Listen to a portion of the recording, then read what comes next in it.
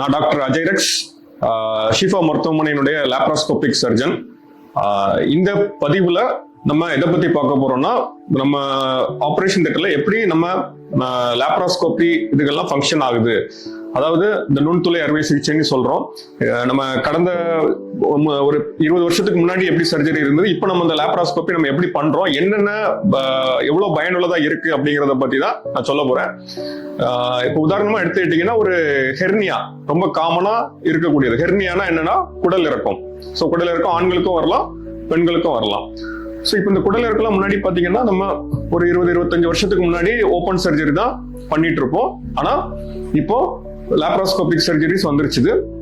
So இந்த laparoscopic surgery எந்த அளவுக்கு யூஸ்ஃபுல்லா இருக்குன்னு பாத்தீங்கன்னா, இப்போ ஒரு நபருக்கு 2 சைடுமே ஹெர்னியா இருக்குது அப்படின்னா, நம்ம 2 சைடுமே ஆப்ரேட் பண்றோம் அப்படின்னா 2 சைடும் ஒரு 7 சென்டிமீட்டர் இன்சிஷன் போட்டு, அதாவது அதை நம்ம வயிறு கிழிச்சு நம்ம பண்ற மாதிரி இருக்கும்.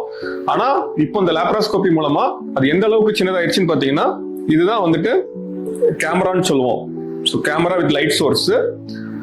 ஸோ இங்க இருந்து இது கனெக்ட் ஆகிருக்குது. ஸோ இதுல இப்படி கனெக்ட் ஆகிருக்கிறதுனால, ஸோ இந்த கேமராவை நம்ம வந்து பேஷண்டோட, ஸோ இது பாத்தீங்கன்னா இது வந்துட்டு போர்ட் ட்ரோக்கார், அதாவது இதுல நம்ம இந்த இதை வந்து உள்ள செலுத்துவோம். ஸோ இப்படி பேஷண்ட்டுக்கு உள்ள நம்ம இது பண்ணும்போது இப்படி போகும். இந்த ட்ரோக்கார் பேஷண்டோட வயிறுக்குள்ள இருக்கும். ஸோ இது வந்து இப்போ இப்படி பேஷண்ட்டுக்கு உள்ள போயிடும். ஸோ இந்த மானிட்டர்ல பாத்தீங்கன்னா நீங்க வந்து பேஷண்டோட வயிறு ஃபுல்லா நம்ம வந்து இன்ஸ்பெக்ட் பண்ணலாம். ஸோ இது வந்து ஃபுல்லா உள்ள போறதுனால இது ஃபுல்லா இப்போ நான் சும்மா இந்த டேபிள்ல காட்டுறேன். ஆனா உள்ள பேஷண்ட் இப்போ நம்ம அப்டமனுக்குள்ள இந்த ட்ரோக்கார் இருக்கும்போது இது உள்ள போயிடும். ஸோ நீங்க பாத்தீங்கன்னா இந்த சைஸ் பாத்தீங்க அப்படின்னா இவ்வளவுதான் இருக்கு. ஸோ இவ்வளவுதான் பேஷண்டோட வயிறுக்குள்ள போகுது. ஸோ இதுல போகும்போது உங்களுக்கு வந்துட்டு அந்த நம்ம தோல்ல உள்ள ஸ்கின்ல உள்ள இன்சிஷன் டைப் இவ்வளவுதான் இருக்கும். ஸோ இது ஒரு போர்ட், இது கேமரா போர்ட் அப்படின்னு எடுத்துக்கிட்டோம் அப்படின்னா, இது வந்து ஒர்க்கிங் போர்ட். ஸோ இது ஒரு இதுல இருக்கும். ஸோ இப்படி ஒரு 3 போர்ட்ஸ் இருக்கும். இப்படி ஒரு கேமரா போர்ட், இது ஒரு ஒர்க்கிங் போர்ட், இந்த சைடு ஒரு ஒர்க்கிங் போர்ட் இருக்கும். ஸோ இதை நம்ம வந்து இதை வச்சு நம்ம வந்து சர்ஜரி பண்ணுவோம். ஸோ இதெல்லாம் நீங்க அப்படி இது ஆயிடுச்சு அப்படின்னா இவ்வளவுதான் இருக்கும்.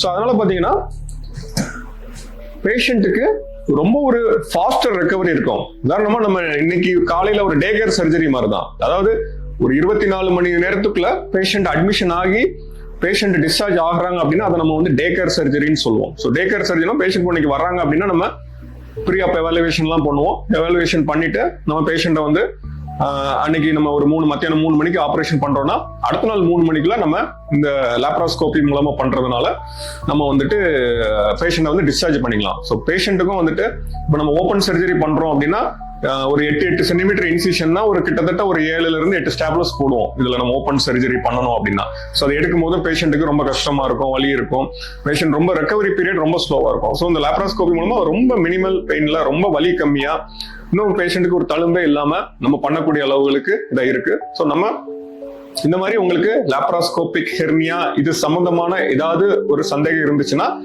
நம்மளுடைய ஷிஃபா மருத்துவமனை திருநெல்வேலிக்கு வந்தீங்கன்னா என்னைய நீங்க அணுகலாம். நன்றி.